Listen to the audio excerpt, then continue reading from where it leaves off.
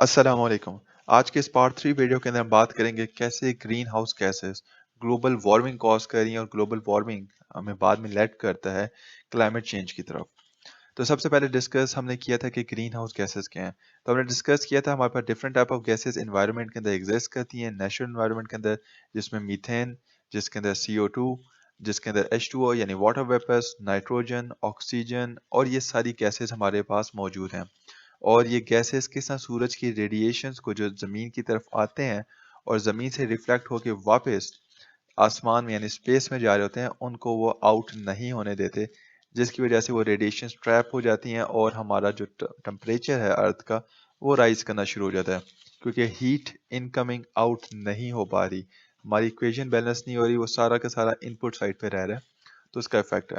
फिर हमने देखा था कि कैसे रेडिएशंस की वजह से ये जो हम लोग रेड लाइट्स आपको पॉइंट्स नजर आ रहे हैं, ये वो हैं जो जमीन से टकरा के वापस जा रहे हैं, और आपको येलो जो नजर आ रहा है वो आसमान से मतलब सूरज की तरफ से अर्थ को रिसीव हो रहे हैं। तो ये जब आउट नहीं हो पा रहे, ये जो लेयर्स आपको नजर आ रही है, ग्रीन हाउसेस की लेयर है, ग्रीन हाउस गैसेस की लेयर्स हैं। तो आपका अर्थ का जो टेम्परेचर है वो आप देख सकते हैं बहुत ज्यादा इंक्रीज कर चुका है। आपका टेम्परेचर इतना ज़्यादा इंक्रीज कर चुका है, यानी आपको बताया जा रहा है कि लेयर्स जितनी ज़्यादा इंक्रीज करती जाएंगी, मतलब ग्रीन हाउस गैसेज जितनी ज़्यादा आप इंक्रीज करोगे आपका टेम्परेचर राइज होगा। अभी मैंने एक लेयर फॉर एग्जांपल कम कर दी है, तो आपका टेम्परेचर कम होना शुरू हो रहा है। फॉर एग्जांपल अगर मैं ये लेयर सारी खत्म कर दूं तो आपका टेम्परेचर गिरना शुरू हो जाएगा, क्योंकि ग्रीन हाउस गैसेज आपके इन्वायरमेंट में एग्जिस्ट नहीं कर रही, जो कि रेडिएशंस को ट्रैप नहीं कर रही। लेकिन नेचर की तरफ से जो ग्रीन हाउस गैसेज हैं, ताकि हमारा अर्थ का टेम्परेचर मेंटेन हो सके 20 सेल्सियस के आसपास, 15 सेल्सियस के आसपास फॉर एग्जांपल, नेचुरली हमारा जो टेम्परेचर है वो -15 सेल्सियस है। तो अगर हम लोग ये नेचर की इकोसिस्टम यानी नेचर के बैलेंस को अगर हम डिस्टर्ब करने की कोशिश करेंगे एक्स्ट्रा ग्रीन हाउस गैसेस को प्रोड्यूस करके कंबस्शन के थ्रू, तो हमारा अर्थ का टेम्परेचर इंक्रीज होना शुरू हो जाएगा, जैसे कि मैंने इंक्रीज किया, आप देख रहे हैं अर्थ का टेम्परेचर इंक्रीज कर रहा। तो हमने ये डिस्कस किया था। आज हम फाइनली डिस्कस करेंगे कि ग्रीन हाउस गैस का इफेक्ट हो क्या रहा है। आप देख सकते हैं कुछ घर हमने दिखाए हुए हैं यहाँ पे और कुछ बिल्डिंग्स दिखाई हुई हैं, इंडस्ट्रीज वगैरह फॉर एग्जांपल। तो हमारा जो नॉर्मल टेम्परेचर है वो इस टाइम -12 14 16 फ़ारेनहाइट के आसपास है। सबसे पहले हम डिस्कस करते हैं आइस एज को।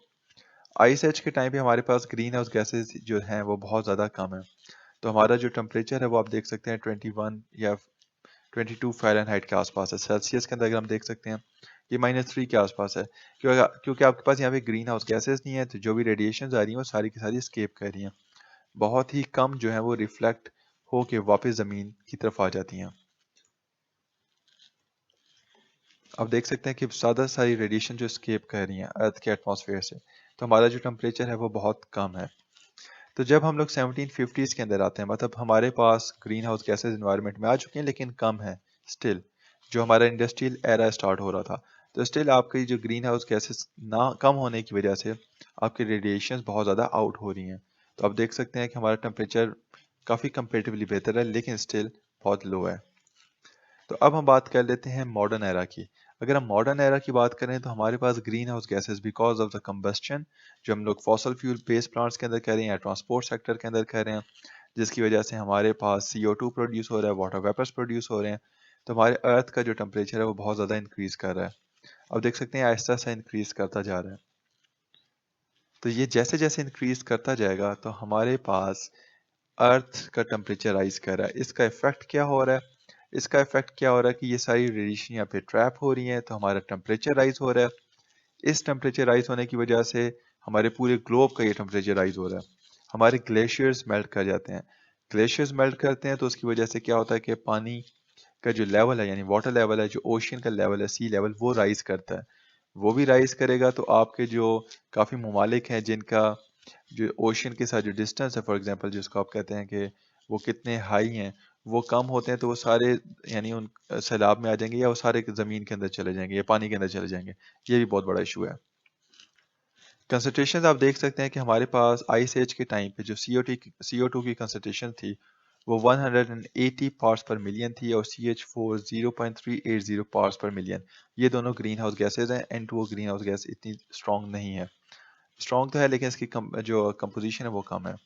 और 1750s की बात की जाए तो ये आपके आइस एज के 180 से राइज करके 280 पार्ट्स पर मिलियन हो चुका और ये 0.730 पार्ट्स पर मिलियन। और अभी के रिसेंट एरिया में देखें तो ये 388 पार्ट्स पर मिलियन हो चुका है और CH4 1.843 है पार्ट्स पर मिलियन। और अगर हम इसी स्पेस के साथ चलते रहे तो हमारी कंसंट्रेशन जो है वो बहुत ज़्यादा इंक्रीज करती जाएगी और इस इंक्रीज करने की वजह से हमारे अर्थ का जो टेम्परेचर है वो राइज करता जाएगा और वो ज़्यादा राइज करेगा क्योंकि ज़्यादा रेडिएशन आपके पास ट्रैप हो रही हैं। तो ज़्यादा रेडिएशंस की ट्रैप करने की वजह से आपके पास बहुत ज़्यादा नुकसान हो रहा है, हमारा टेम्परेचर राइज कर रहा है। तो यहाँ पे पता चलता है कि ग्रीन हाउस गैस के क्या इफेक्ट है ग्लोबल चेंज के अंदर और वो हमारे लिए कैसे कितना ज़्यादा डेडली वाला रोल प्ले कर रहा है।